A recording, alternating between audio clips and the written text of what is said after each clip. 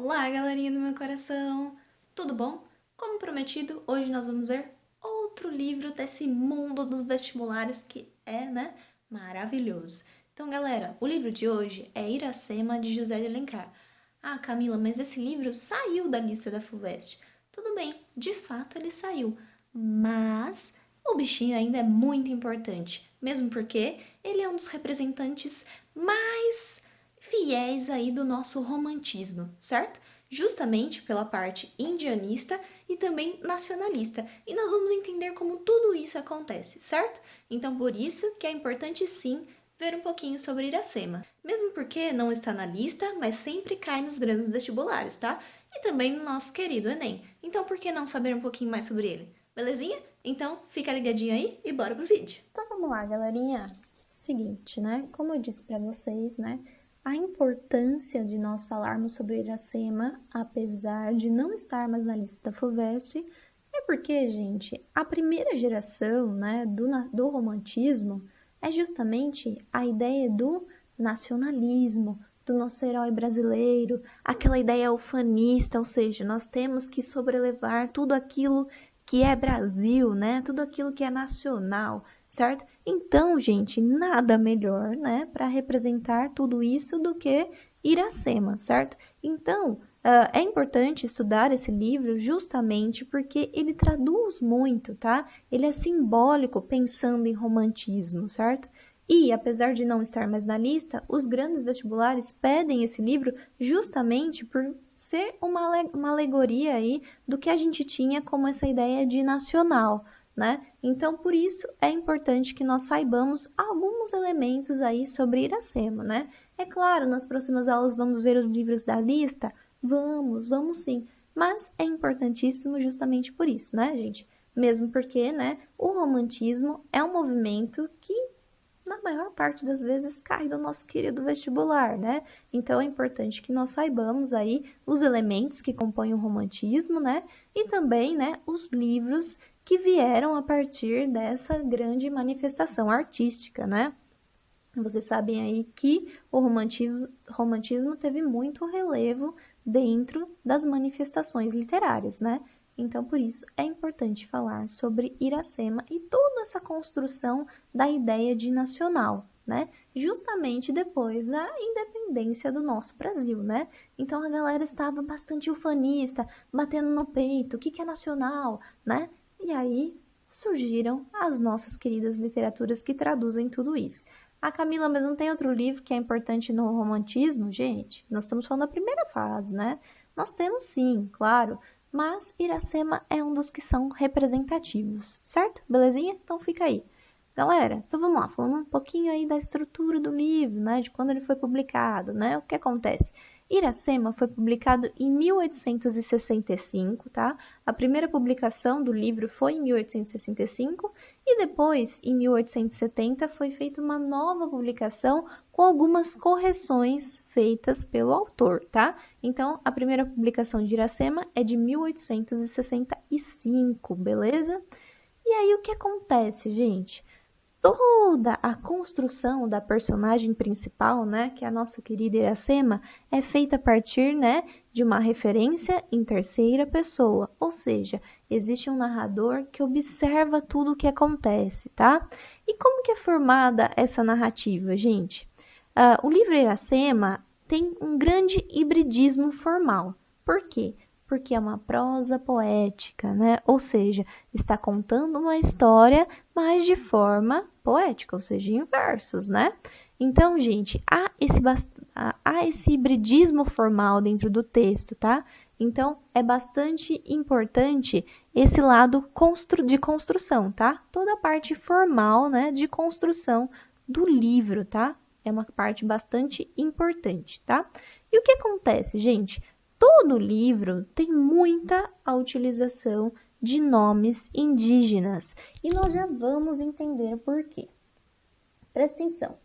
Galera, nós estamos lá no momento aí pós-independência. Até então, o que nós tínhamos aqui eram os portugueses, né? O reinado dos portugueses. E agora nós temos uma nova visão. Nós temos um país que é independente, que está formando a sua própria nação. Então, o que acontece? a galera que começa a querer, né, criar coisas que são elementares e que representam a nossa cultura, né? A cultura que está sendo criada, a cultura de fato brasileira, tá bom? E José de Alencar não é diferente, tá? O José de Alencar, apesar de ele ser um cara bastante formal, tá? Ele quer construir, né, na cabeça dele, está fazendo um projeto de construção de uma literatura nacional, certo? Para construir essa literatura nacional, o que ele pensa, né? Ele olha para os lados assim, ele fala, pô, nós temos como nacional o índio, né? Porque quando os portugueses chegaram aqui, os índios já estavam aqui, ou seja, então eles representam essa terra, né? Justamente porque eles nasceram aqui. E o que mais representa esse país? Gente, a natureza, né? O que fez lá com que os portugueses, quando estavam chegando no Brasil, na nossa querida carta lá de Pedro Vaz de Caminha, e até o próprio Camões, né? Dizia sobre a natureza, né? A galera ficou assim, caramba, que é isso, gente? Olha esse mundão, coisa mais linda, né? E depois, o que tinha lá? As Índias, né? As Índias mostrando o quê? E os índios também, né? Mostrando as suas vergonhas, né? Ou seja, um povo que era nativo, que vivia de uma forma totalmente diferente do que os portugueses estavam acostumados, certo? Então, pensando nisso, né, e pensando nesse projeto de construção de uma literatura que fosse nacional, o que o José de Alencar cria? Pô, eu vou criar um herói nacional. Quem que é esse herói nacional? É o índio, que dentro do texto é representado, né, pela Iracema e também pelos outros personagens, né, que são os índios ali, tanto da tribo dos Tabajaras, tanto da tribo dos Tabajaras quanto dos Pitiguaras, tá bom?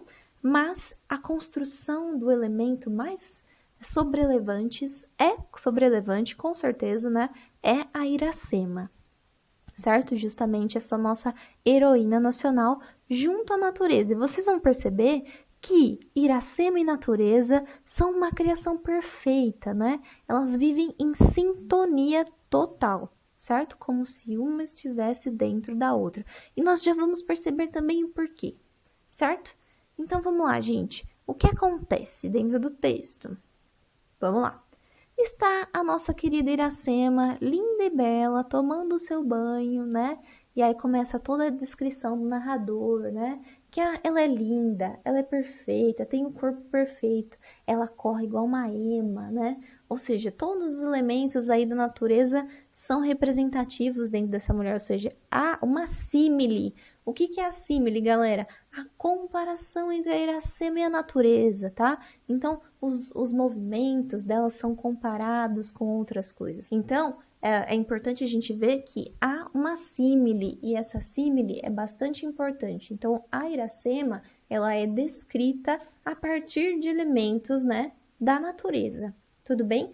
E vocês vão perceber, quando vocês lerem o livro, ou se vocês já leram esse livro, que a natureza em Iracema é uma natureza prosopopeica. O que significa isso, Camila? O que é a prosopopeia, gente? Pensa lá em figuras de linguagem, né? Lembra das fábulas? Certo? O que acontece? A natureza favorece os passos da Iracema, certo? Então a Iracema está lá tranquila, tomando seu banho, então fica tudo muito limpo, a natureza calma, os passarinhos cantam baixo, certo? Para quê? Para não incomodar a nossa heroína, não pode incomodá-la, certo? Então, tudo é feito em constante sintonia ali, beleza? Então ela está lá linda e bela até que chega nosso querido Martim, né? E aí o que acontece? A Iracema se assusta e dá uma flechada no nosso querido Martim. E o que acontece, gente? Pensa só, olha só que simbólico, né? Esse cara pensou em várias simbologias para fazer esse livro. Gente, o momento da flechada é o momento da flechada do Cupido, galera. Ou seja, é o momento de entrelace entre a Iracema e o Martim, certo?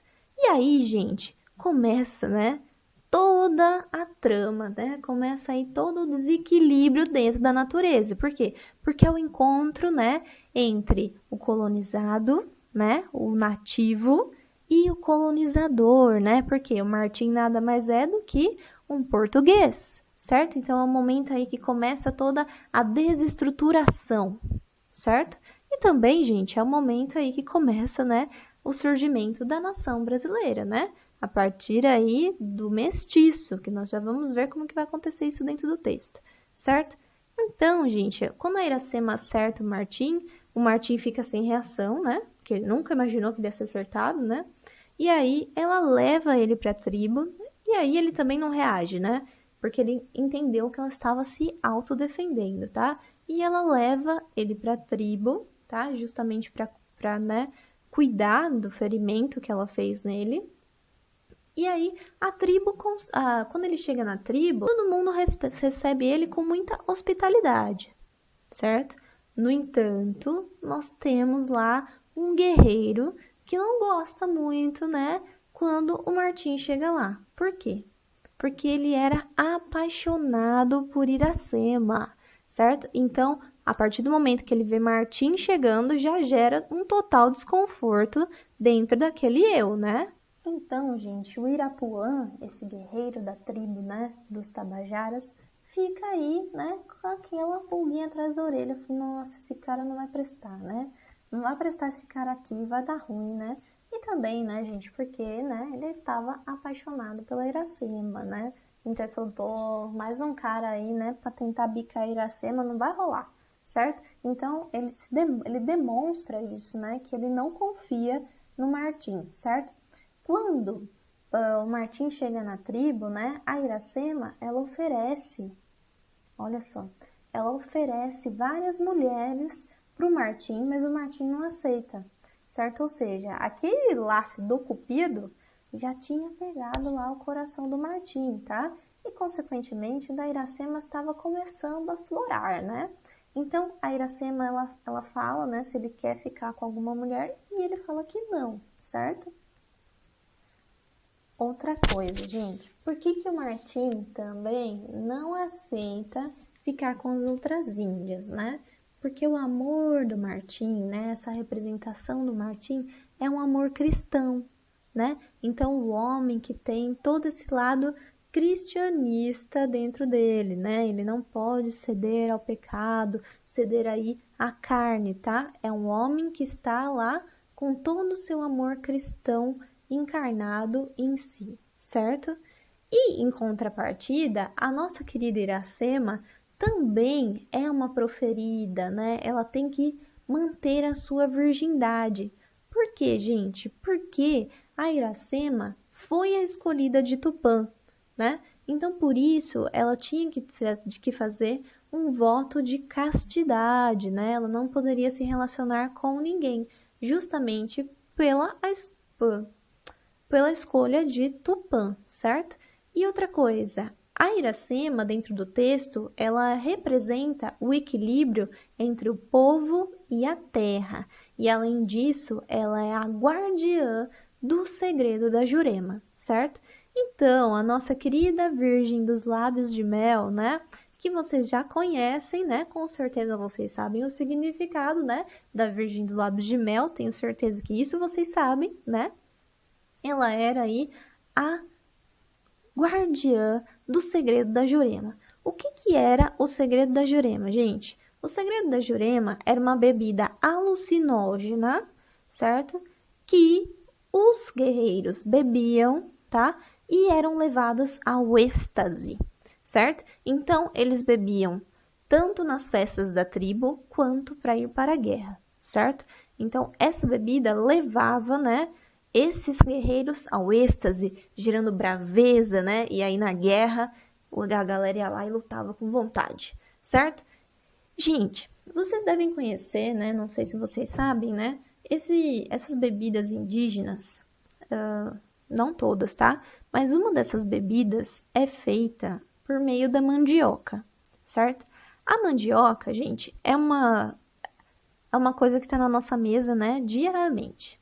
No entanto, se a bichinha não tiver cozida, ela é um veneno, tá? Então, o que que os índios faziam? Os índios mastigavam, tá? Essa mandioca e cuspiam ela num cesto, certo? Ou será que maravilha, né?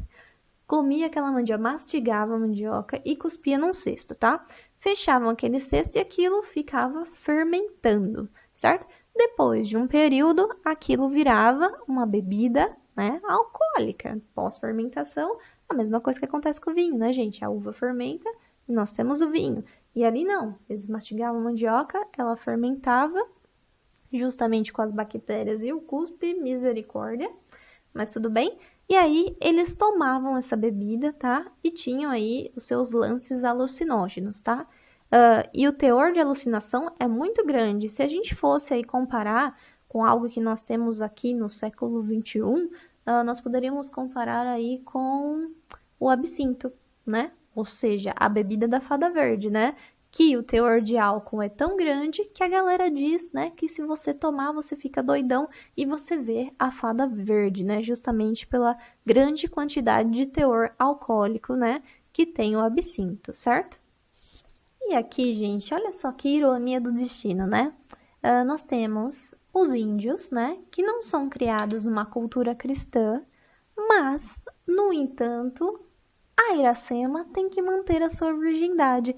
Olha só o cristianismo, ó, bebendo mesmo em águas que não são delas, né? Em águas que não as pertence, né?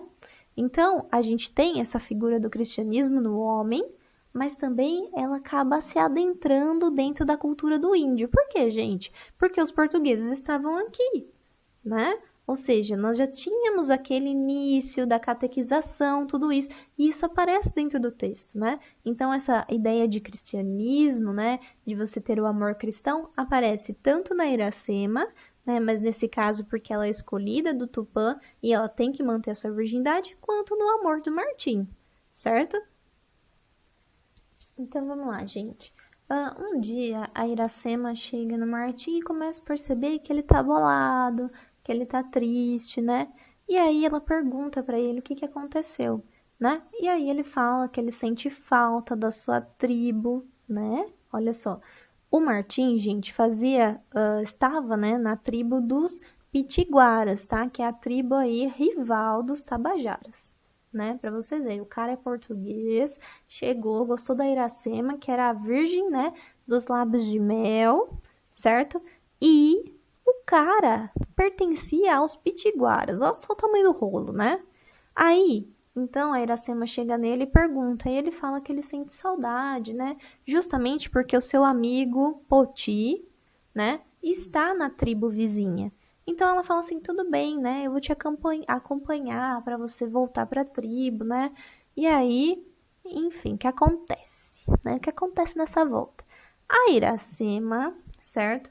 Ela consegue, né, dar para o Martim, olha, a bebida alucinógena, certo? O segredo da Jurema.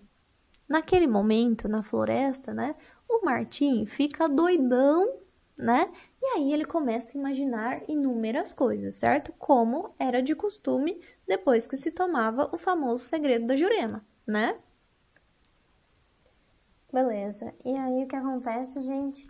A Iracema, né, deita no colo de Martim e eles têm lá uma noite amorosa. Mas lembrando que o Martim estava sob efeitos, né, da bebida alucinógena, certo? Pronto. Tupã perde a sua virgem dos lábios de mel. Aí começa, né? Aí começa as tretas, né? Porque aí, né, o Tupã fica revoltado, né? Tupã, vocês sabem quem que é Tupã, né, gente? Ele começa a ficar revoltado e aí começa a acontecer tudo dentro daquela tribo, né? Ou seja, começa a ter o desequilíbrio entre o povo e a terra, que o que mantinha tudo isso era a virgindade da Iracema, né? E, gente, no meio do texto acontecem muitas guerras, né? O irmão da Iracema tenta ajudar, né? No fim, o cara que era apaixonado pela Iracema arma o maior barraco, quer matar, né? O Martim. E aí a gente tem a guerra entre os pitiguaras e os tabajaras, certo? E aí os pitiguaras, eles vencem essa guerra, tá? Conseguem salvar o Martim. E aí começa toda o desequilíbrio da Iracema, gente. Por quê? Porque ela está apaixonada pelo Martim, mas ao mesmo tempo, naquela guerra, ela vê os seus irmãos sendo mortos, né? Então imagina como essa, né, nossa heroína está dividida entre o amor que ela sente por Martim, né? e também o amor que ela sente pela sua família, né, por sua tribo. E aí começa total desequilíbrio não só da natureza, não só do povo, mas também desse eu, da nossa heroína, certo?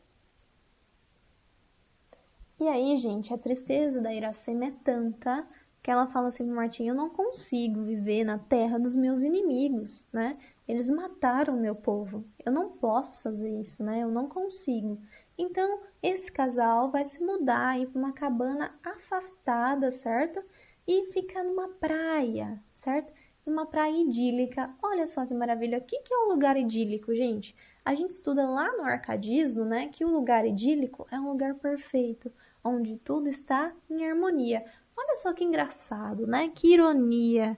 A Iracema está em constante desequilíbrio, perdeu a sua tribo, a terra está em desequilíbrio, o seu povo está em desequilíbrio, mas eles estão num lugar idílico, né? Porque a natureza aqui no Brasil é perfeita, né? Então a ilha que eles estão, né, é um lugar lindo, maravilhoso, onde tudo está em constante harmonia, certo?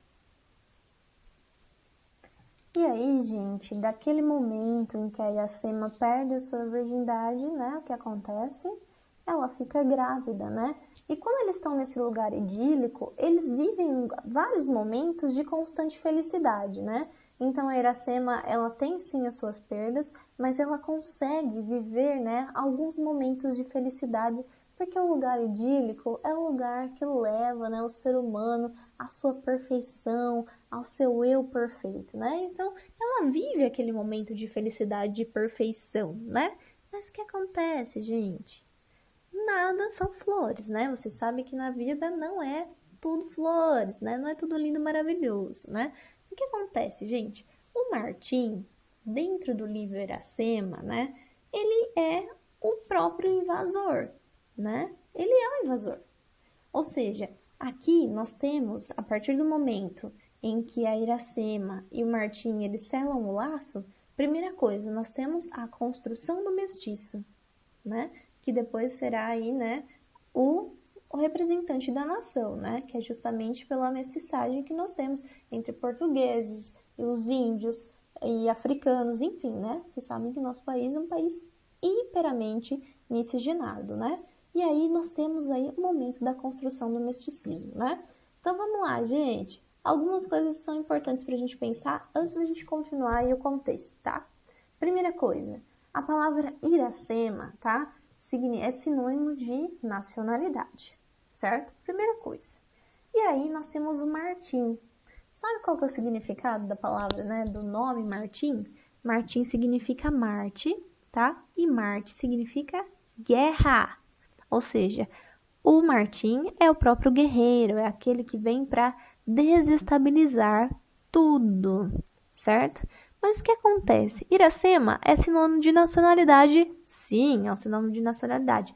Mas, olha só, Iracema, né? A palavra Iracema é um anagrama da palavra América. Tá vendo, gente? Há muita ironia aqui dentro do texto, né? Então a palavra Iracema é um anagrama da palavra América, certo? Ou seja, a nossa heroína, ela sobrepassa, né? Ela se sobrepõe à ideia de nacionalidade, né? Ela é muito maior do que isso. Ela é a própria composição da América. Olha só, Iracema é fogo na roupa, hein? E o que acontece, gente? Nesse enlace entre a Iracema, né, e o Martim, como eu disse para vocês, a Iracema, ela é engravida, tá? E o nome do seu filho é Moacir, tá? E Moacir significa filho do sofrimento, certo? Ou seja, tudo, gente, tudo aqui são muitas metáforas, tá? Se a gente pensar em Iracema, é uma construção totalmente metafórica. Nós temos comparação, nós temos símile, nós temos diversas figuras de linguagem dentro do texto, ou seja, é um texto que é muito rico, tá? Toda a sua estrutura é muito rica. E é um texto também, gente, que gerou muita polêmica, tá? Por quê? Porque esse projeto de nacionalidade, né, de trazer uma língua que fosse de fato brasileira, colocando toda essa interferência, né, da língua indígena, e isso deixou a galera um pouco assim, você tá fazendo coisa errada, tá? Então, gerou aí, né, toda uma polêmica naquele momento com esse projeto de construção nacional, certo? Então, Moacir significa filho do sofrimento, tá? E, consequentemente, nós temos aqui o nascimento não só do filho da Iracema, mas também o nosso nascimento do Ceará, da terra cearense, certo? E o que acontece, gente? Então, a Iracema, ela tem Moacir, né? Num parto que é bastante complicado, né? O Martim acaba indo para a guerra, né? Como ele é um guerreiro, ele acaba saindo daquele lugar, ele deixa a Iracema sozinha, ela tem o seu filho sozinha, tá? E aí, tudo é doloroso para ela, tá? Então, tanto o seu parto quanto a amamentação é tudo muito doloroso para Iracema. Até que chega um momento que ela não aguenta, né? E aí, ela falece, tá? E o que acontece nesse momento, gente? Nós temos um duplo luto. Por quê? Porque o Martim, nesse momento, resolve voltar à sua terra, tá? Por quê? Porque além de ele estava aqui, mas o que falava mais alto era a sua terra, a sua nacionalidade, certo? Então ele resolve voltar para Portugal. O que que ele faz quando ele volta para Portugal? Ele leva o nosso primeiro mestiço, ou seja, o nosso primeiro brasileiro, tá? Então aqui nós temos um duplo luto, por quê? Porque a Iracema faleceu, né? E aí a gente perde o nosso primeiro cidadão, né? Tecnicamente, né, gente? E aí, outra coisa é que o Moacir, o filho do sofrimento, vai viver a constante perda da mãe e também a constante condição de um exilado, certo? Porque ele voltando para Portugal, né? Ele indo para Portugal, na verdade, né? Ele perde a sua nacionalidade, né? Ou seja, ele vai viver como um constante exilado, ou seja, ele vai ter essa mágoa para sempre dentro dele. Outra coisa, gente, lembra que eu falei para vocês, né, que nós temos sim a construção do nosso herói brasileiro. No entanto, esse herói brasileiro, né, que é baseado aqui no índio, dentro do nosso texto que nós estamos analisando hoje, ele tem características medievais, né? Ou seja, não é um herói totalmente baseado na nossa cultura, né? Então vamos lá, gente. O nosso índio é construído a partir da visão do cavaleiro medieval. Olha só, dá uma olhada aqui nas imagens que nós temos, né, sobre o cavaleiro medieval, que é basicamente isso aqui, nós vemos nos filmes, né? O que tem a ver com índio? Tem nada a ver, né, gente? Nada a ver, ou seja, nós estávamos formando uma ideia nacional, mas nós ainda estávamos presos em ideias, né, de outros lugares, ideias constantes na Europa, né? A visão estava presa ali ainda, certo? Então há sim uma construção do herói brasileiro, né, no herói nacional. No entanto, há algumas interferências, né, de fora. E vocês sabem que isso é uma coisa que aconteceu muito aqui no Brasil, né? A gente vê lá até mesmo no modernismo que a gente já estudou, né? Que nós queríamos uma literatura que fosse nossa, né? Desde o romantismo já se pensa sobre isso, né? Mas nós temos muita interferência europeia, né? E aqui, na construção desse herói, que fosse brasileiro, também nós temos essas construções, tá? Isso é bastante importante a gente pensar, certo? Há uma coisa que é bastante brasileira mesmo, não tem como fugir, é a natureza, né? Mas a construção das personagens tem esse lado europeizado, cosmopolita, certo? Justamente porque nós tínhamos uma marra, né? Nós somos colonizados por eles. Então, a cultura desse povo acabou invadindo a nossa cultura, né?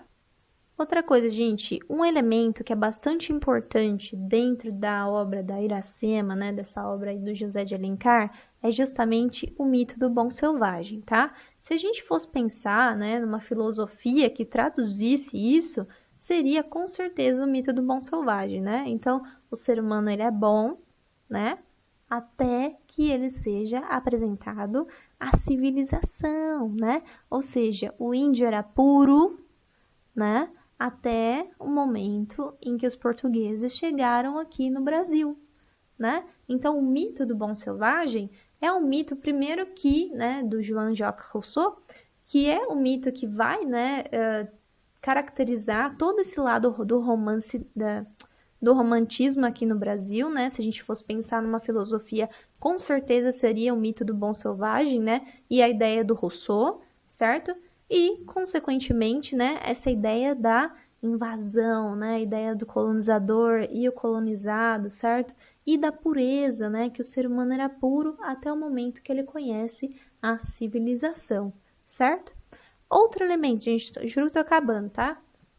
Outro elemento que é bastante importante, gente, aqui, é que a natureza, ela é uma construção sublime, certo? Não só a natureza, como a Iracema. E eu já devo ter comentado com vocês, tá? Que essa ideia de sublime não é somente a ideia de que é tudo muito lindo e maravilhoso. Então, eu posso dizer o seguinte: a natureza é bonita, a natureza é maravilhosa, a natureza é sublime. Nós dizemos isso, né?